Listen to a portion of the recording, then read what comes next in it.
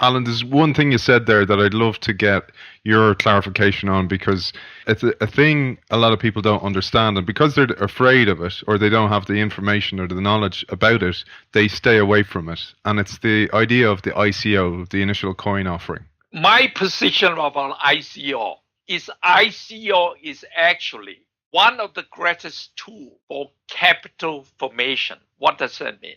Any company, any new startup, one of the most important ingredients is capital. How do you raise money?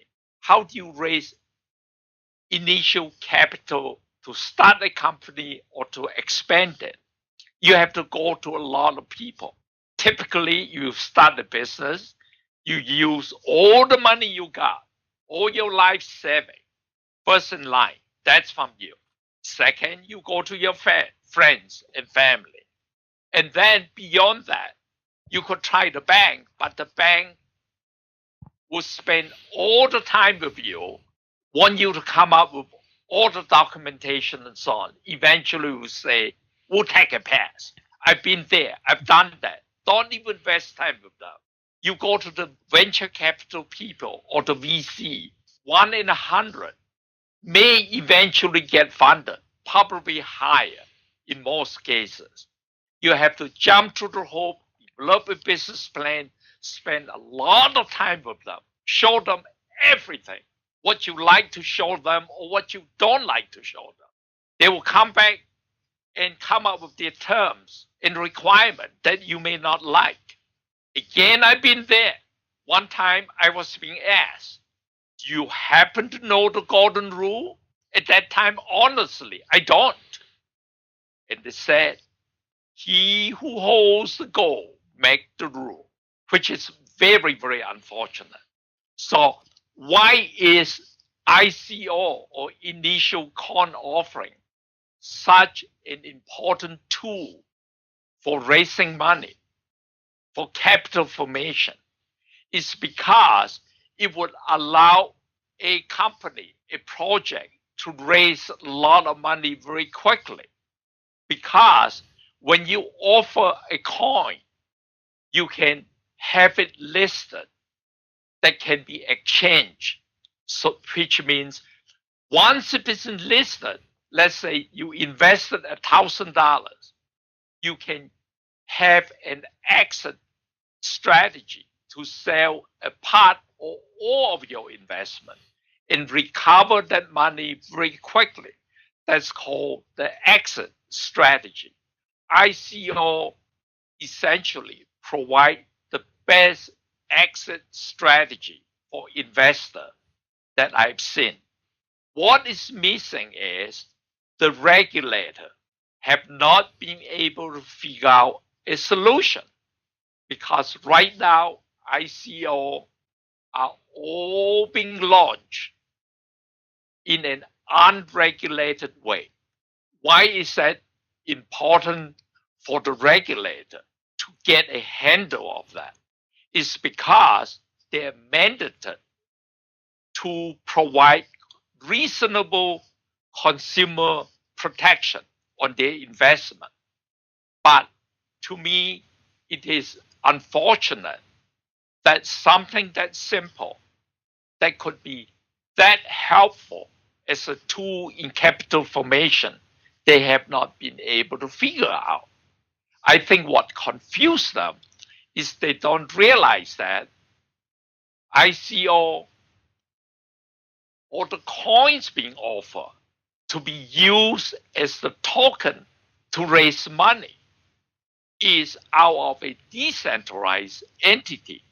How do you regulate a decentralized entity when no one is in charge? Quite frankly, there's no leader. Decentralized entity by definition are leaderless. So our regulator have not been able to figure out a way, how do you control a decentralized entity? And I do have a recommendation for it. I believe that the way to do it is for the regulator to treat it the same as crowdfunding. in crowdfunding, you do require some documentation, even at the most relaxed level. Who are organizing the group to raise money? How much money are you going to be raising? What is the money for? How is that going to be accounted for? Who are responsible? You can track it down. You can require just a one-page filing if you want to make it that simple. You want to make it more complicated for a larger amount of money to be raised, then you make it more complicated. Just like crowdfunding, there are many different levels. Certain level would require full documentation, including auditing and what have you. Just like a Reg A plus mini IPO tier 2, which DNotes is planning to do to raise up to $50 million from accredited and non-accredited investors worldwide. Why is the documentation important? Because if something should go wrong, if someone would raise the money, would scam people and try to run away with it, you know who are the people who are responsible. You know where they live. You know who are behind it. They can easily do something like that and will not now make ICO to be not just the greatest tool for raising money, but also the most amazing tool. That itself, if they can make it happen, make it easy enough, it would allow significant amount of money to be raised for legitimate project. Because right now, ICO are being used for the most part as a way to scam people by coming up with imaginary project or project that are not achievable. It's an idea. I can come up with a lot of ideas, but an idea by itself is worth nothing.